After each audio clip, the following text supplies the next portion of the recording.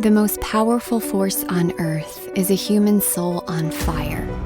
You have a deep ache in your soul for something more, to come alive, to let your passion pour from you like an endless well. When your passion comes alive, the magnificence buried deep inside of you is unleashed. Gifts and talents you never realized surface as your life unfolds like poetry. You can do hard things. I can show you how. This is Thrive Yoga Fit Transformational Coaching, where I teach you how to heal yourself from the inside out. Hi everyone, Erin here. So this podcast is a 2-part episode, and it's a very special one because I had 3 of my students. 2 of them are graduates. The other person will be a graduate because she's enrolled in my training. And we get to talking about anxiety, SSRIs, weaning off of SSRIs and what that process looks like and feels like, as well as yogic tools, breath work, and body work to help us manage anxiety naturally. We also get into discussion about Goyetche's Formulas and how they've literally helped every single person that I interviewed today help them to regain their balance in their body and their chemistry. And 2 of them don't even need the formulas anymore. They work that well. So if you or somebody you know is struggling with SSRIs, weaning off of them, this is a podcast for you. If you are a person that deals with anxiety, which a lot of people do, this is a great podcast for you to listen to. So I hope that you enjoy, and thank you so much for listening. Namaste.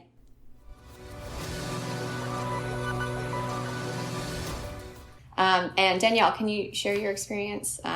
Which, by the way, I'm like super proud of you, Danielle, because I remember when you came to me for YTT and you were so concerned about getting up in front of people and talking. Mm-hmm. And here you are, like, just, I don't know, I see your posts on Instagram and Facebook, and I get the best feedback when you sub classes and do beach yoga, just so you know. Yeah. Sincerely, I'm very proud of you and just how far you've come. And it was all, you got some assistance with some formulas and things, but you did the work. You did a lot of inner work to be where you're at. Yes. So it started with, I was on anti-anxiety and antidepressants, but I didn't like the way they made me feel. And I definitely didn't want to be someone who was on them forever. So when they were running out, and this was probably in the very beginning of YTT, maybe March, I just didn't refill them.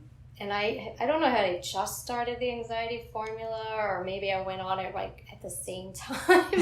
So I did something you maybe shouldn't do. I just switched a route. But I hadn't been on them for very long, the drugs. Right. And it definitely was harder to tell when it was working because I was simultaneously coming off of something else. But I got through it. And then I felt good and normal. How long did that transition period take? Was it like a month or 2 where you're kind of like a little wobbly? Probably. I was a little wobbly, but I was far better than I would have been. I'm sure. Yeah, and we'll talk about that with everyone in just a moment. So yeah, but now I did the anxiety formulas for a few months, and then again, I think it ran out one time. And since I had been teaching classes and I had graduated and I was doing good, I was like, if I can do that, I don't need an anxiety formula. Yeah.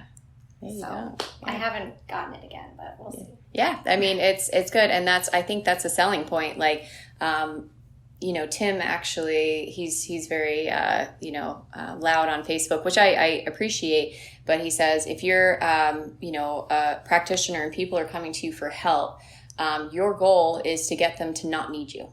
Your goal is to get them to a place where they can find healing within themselves. Yes. I don't want to make permanent customers. Like, I want to teach people how to fish rather than like constantly handing them the fish. Sometimes you need the fish, right? You need the formulas for a little while. I get that. And some people choose to stay on them. My sister just got on the skin formula and we've been consistent with it, and she's been living with me for about a month. And like, it was just like, I don't know, last week something clicked and all of a sudden her skin looked good. Which, I know that was affecting her confidence and whatnot, but she is just like, she's very beautiful. She's a very beautiful person.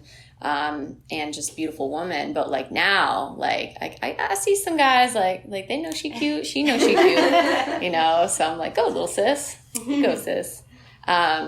So let's talk a little bit about SSRIs. So they are serotonin. Let's see. Let me get this completely right because I don't want to mess it up.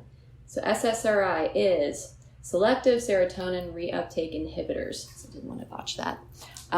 So I was on SSRIs a long time ago when I was in college. I talk about this on the podcast. I was bulimic for 12 years. And, you know, that really messed with everything inside of my body. And I don't know, I just felt like life was too much. I certainly didn't really have yoga tools at that time. In fact, when I was in college, I took my first yoga class and I thought yoga was really stupid, because I took the wrong type of yoga class for me. It was way too slow and I was like way too fast in my mind. Meditation wasn't even an option. And so I was on a lower dose of antidepressants, and I just remember feeling numb, which is what a lot of people report. Mm-hmm. I think I was on such a low dose and I was only on it for about 6 months that I stopped taking that. I know that's now, and I just want to say, if you've been on these things for like years, it is not like, that's not an option, like just to stop taking it. I mean, I guess it is, but, you should work with your practitioner or doctor to like start weaning off. And if your doctor does not want to wean you off of them, and you really feel strongly, I would just say like maybe seek different opinions, make informed choices, because ultimately it's your body, and having bodily autonomy is very important because you have to live inside of your body and you don't want it to feel like a skin prison. So, Crystal, do you want to share a little bit about your experience, SSRIs, being on them, what you felt like getting off of them, that experience? So 6 years ago, was the first time I was diagnosed with anxiety. Like my father had passed away, and then like within a matter of months, I'd just be like getting ready for work or driving down the road. I'd be like, oh, I can't breathe. What is wrong with me? I had no idea what was wrong with me. So I went to the doctor and he's like, oh, well, you've got situational anxiety. And I'm like, okay, situational anxiety. All right.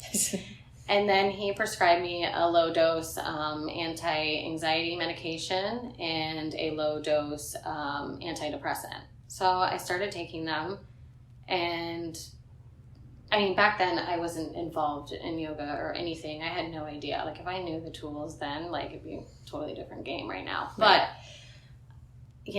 I started taking them, and over a period of time, I just grew cold and numb to almost everything. Like I had no reaction to anything, like nothing, no excitement, no sadness, no anger, nothing. I was just cold and numb. And it just kind of led me to a point where, I did something drastic in my life and, just made a huge change that I shouldn't have, but I was just cold and numb. I didn't know what I was doing. So I woke up one day and realized what I had done was just like stupid. So I was like, this is it. Like, I've got to get off this stuff. This stuff has completely transformed the person that I was. And not in a good way. And not in a good way. Exactly. Not in a good way.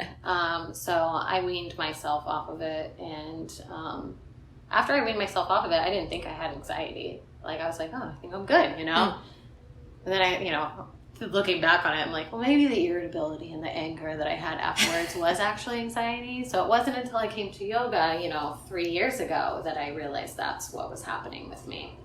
So I remember that journey. Yeah. Yes, I remember some of your feedback. Yeah. Yes, but you worked on it, and compassionate, loving, nurturing, like all these wonderful things that like you convey in your classes now is things that you had inside of you, mm-hmm. but like I know that you worked to bring it out, and people feel that now when they come to your class. So yeah. Very, very proud. Thank you. Jessica, I know that you are currently weaning off.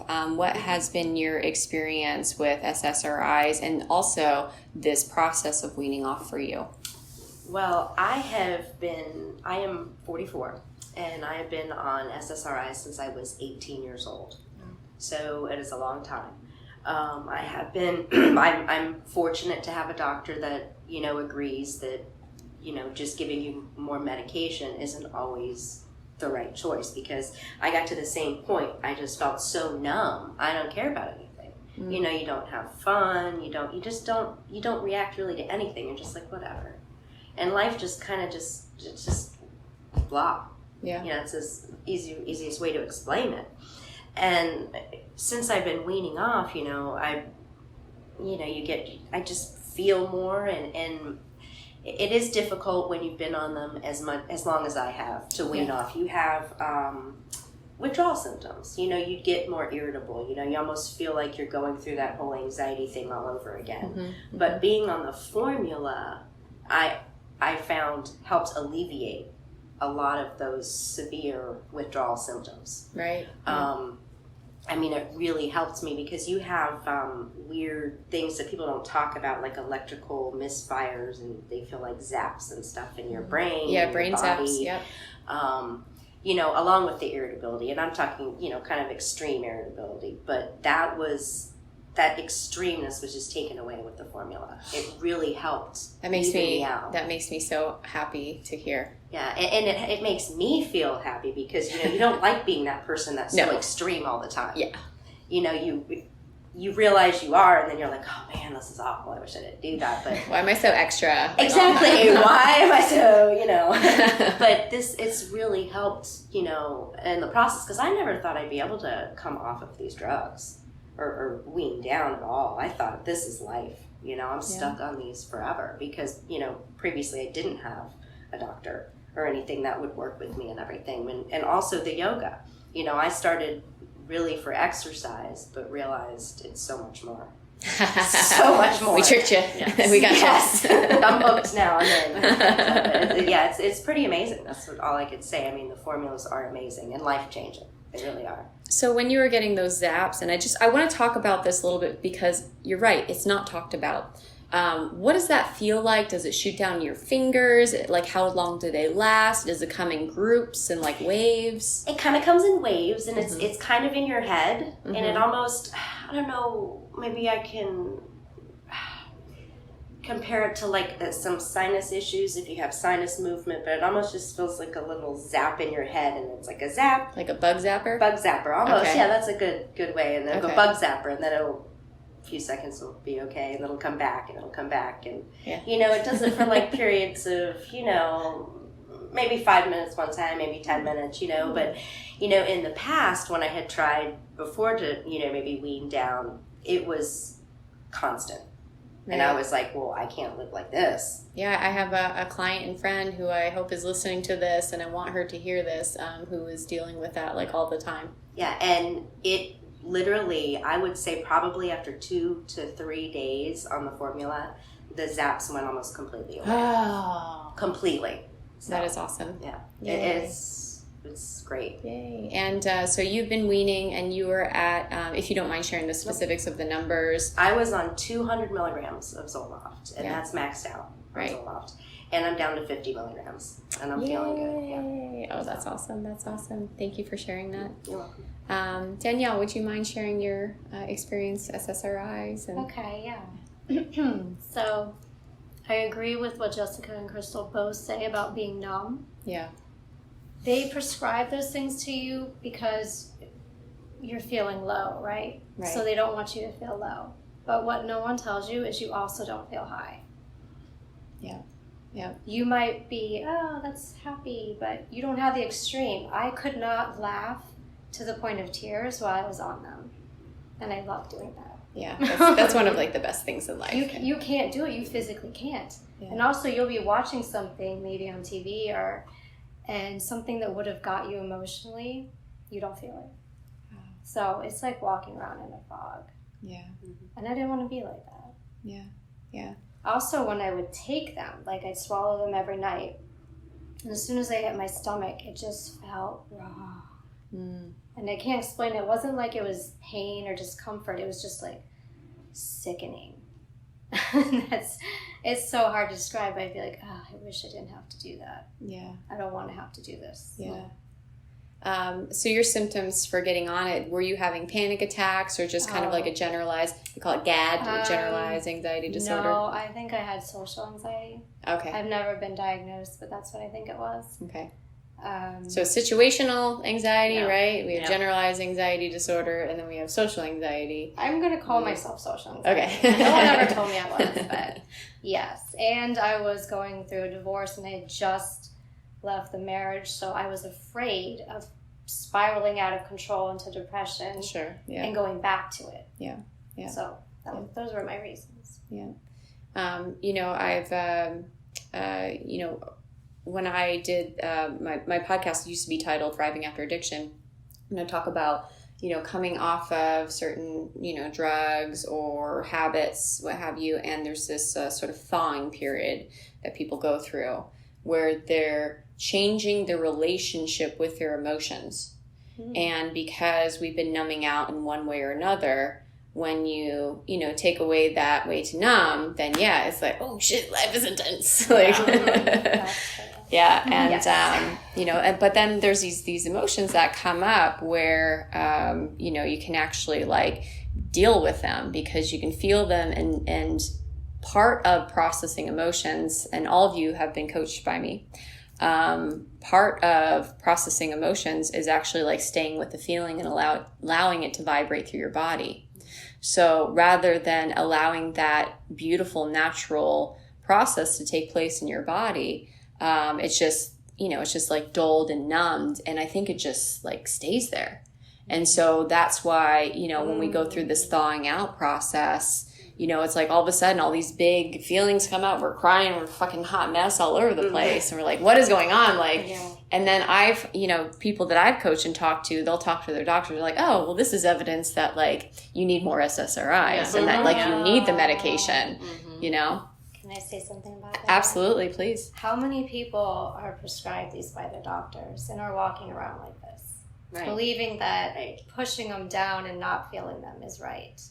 And also being numb. And how do we interact with those people? Yeah. They're just different. Yeah. And there's probably a lot because they're telling you it's bad to feel those things and you should get rid of them. Right. Yeah. Instead of work through them. And then again, they get stuck in your body. Right. And they can come out through yoga. Mm-hmm.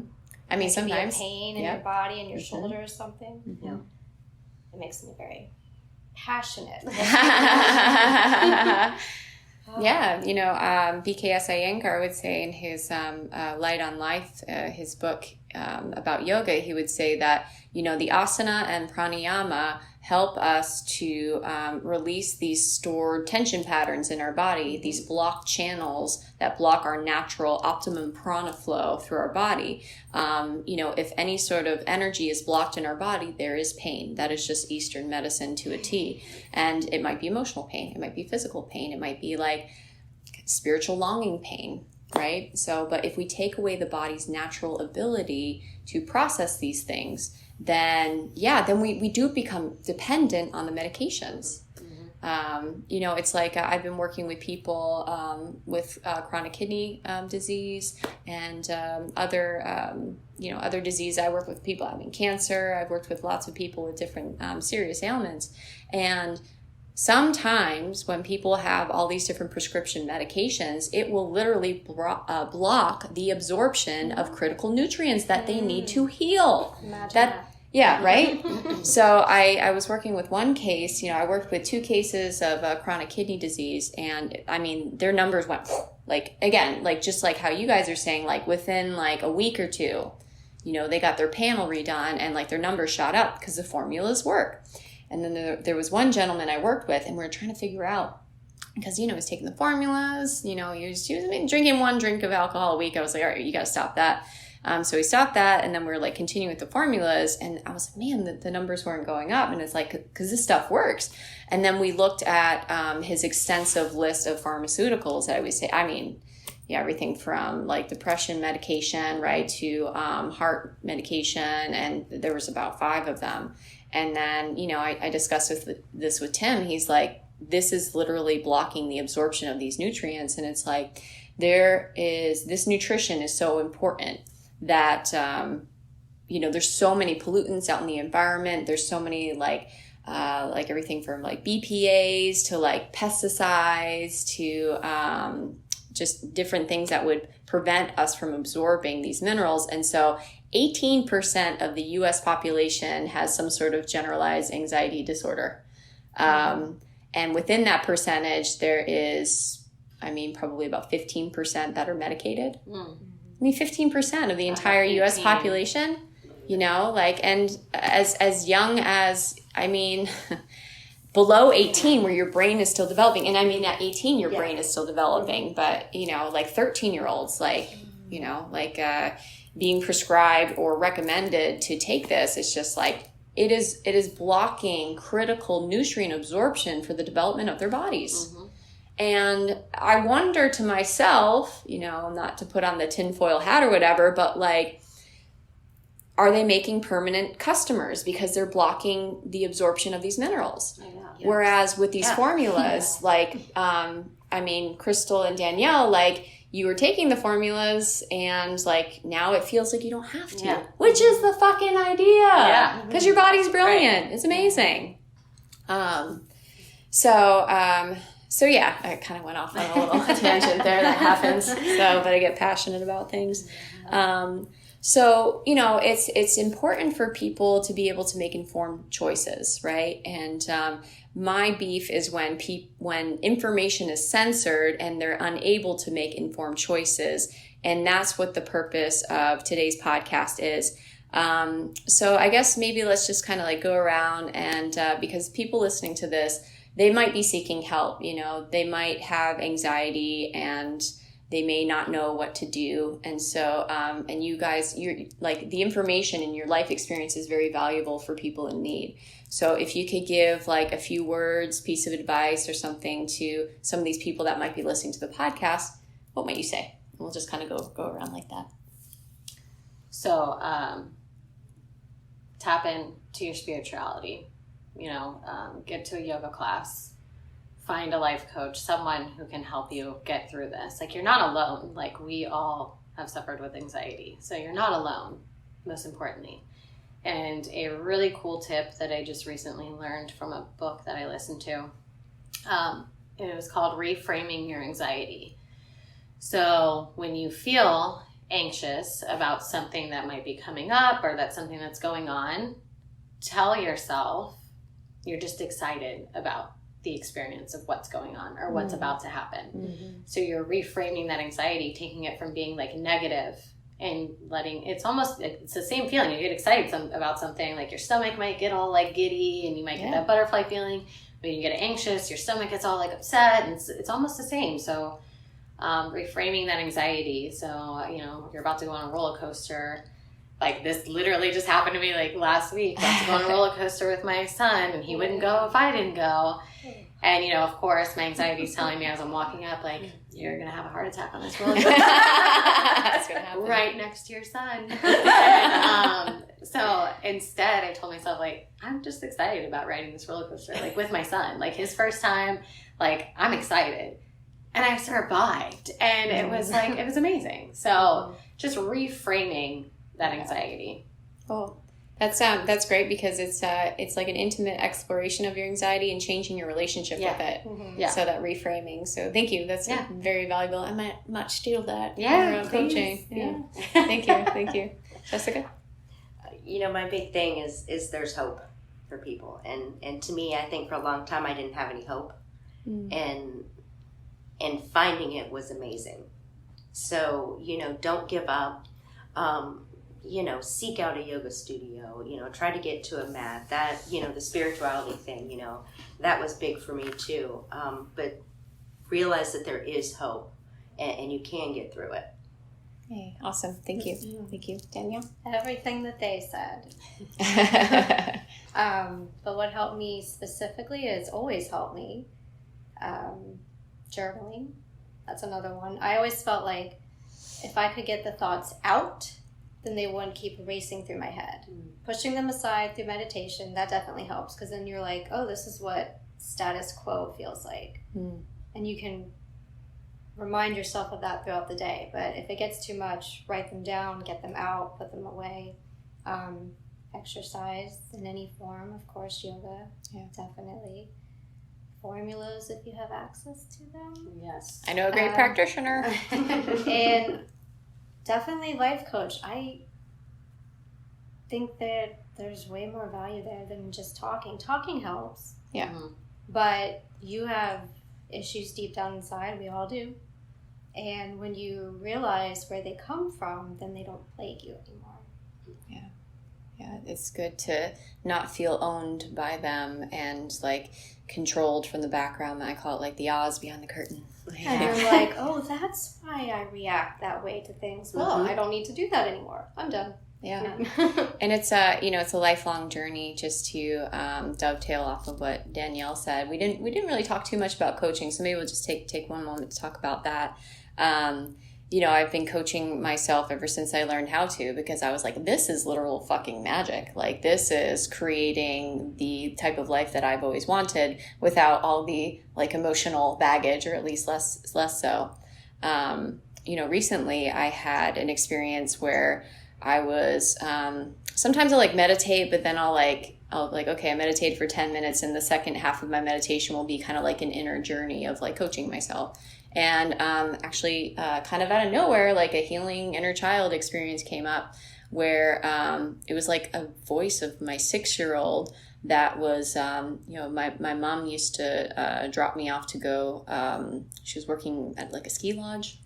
And I did record a podcast on this, but just to elaborate on it, I remember feeling like sad and lonely. And even at that young age, I would use like a lot of food to kind of like dull the vibration within me, which, was, anxiety, fear, loneliness, because I didn't know how to handle it because I was 6. Six. And like nobody taught me how, right? So I found, food makes my tummy feel better. So, and like my little 6-year-old was like, when mommy isn't there to give me a hug, food gives me a hug. And it was like so sweet.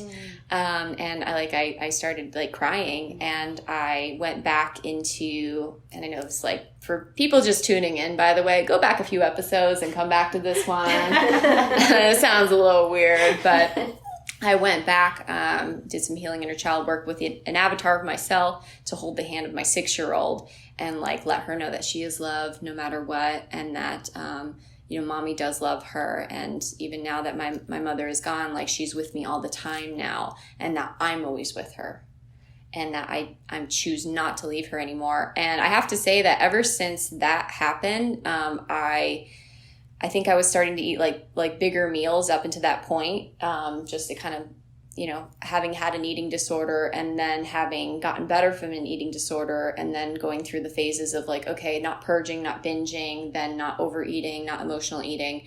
The urge is gone. The urge is gone. So what, Danielle was talking about as far as how like you understand all of a sudden, like, oh, that's why I do that. And it could be a deep thing of, your inner child, like, thinks that, when mommy isn't there, like, food gives her a hug, or, something else from your childhood, or like shadow work. Like, I've taken most of you guys through all of it. So, it is another very valuable tool. And that's why, I certify coaches now in addition to yoga teacher trainings, is because, when I found out about this stuff, I went and I got certified because I just thought it was amazing. You just know when you hear it. Same thing with Tim's formula. I was like, this is important. Like, I know I need to be a part of this. This is part of my dharma. You just feel, it's called Shaktipat.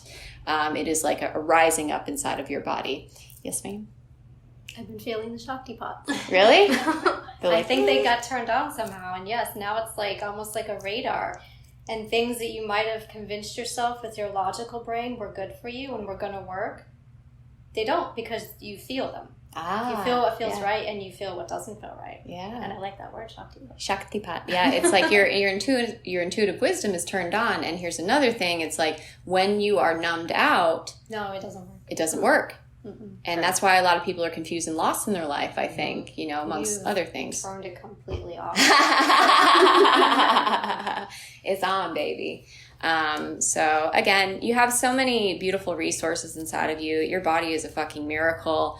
And if you don't believe that, then I get it, like we get it, but there's some great tools that we've shared in this podcast that you can review. Feel free to reach out to me, Erin at erincoach.com. If you have any questions, comments about this show, I'd love to hear feedback. I was super excited to have my special guests on the podcast. Thank you so much for your valuable experience, your expertise, your jokes, and just sharing your life with everyone. If you are interested, if you're local, taking a yoga teacher training, I do have one starting February 25th that Jessica is going to be in, and both Danielle and Crystal have been through. I have different generations of yoga teacher trainees with me. I also am doing my next coach training in August 20th. If you're interested in signing up for that, we already have people that are signed and registered for that. I think that's all. Thank you again for listening to this special podcast. I hope you have a fantastic week, and namaste. Thank you so much for listening. If you want to support the podcast and if it's helping you, please consider writing a review. You can go to iTunes or Google Play, go into the search bar and type in Thrive Yoga Fit Transformational Coaching, scroll down, and you can leave a review. This helps other people to find me as well as bumps us up in the search ratings. Also, this podcast is sponsor-free, so that means we don't receive anything for doing it. If you feel so inclined and this podcast is helping to support you and you want to return the favor and help to support any production costs of the podcast, feel free to give a donation to a Venmo link, Thrive Yoga Fit, or PayPal, Erin at erincoach.com. If you don't have the means, don't worry about it. We're not going anywhere. You're all good. But if you would like to give back, you can give back in those ways. Last thing, we have a coaching certification coming up, and it's 7 days of an intensive work, followed by a 3-month mentorship. You will not find another teacher that's more passionate and dedicated than I am to my students and their learning. And not just their learning, but the application and how they show up in their life. If you've been listening to this podcast and it's had a huge impact on your life, just imagine what it would be like to spend 7 intensive days with me and then a 3-month mentorship. You can check that out at thriveyogafit.com/coach-certification. Again, thriveyogafit.com/coach-certification. Thank you so much. Namaste.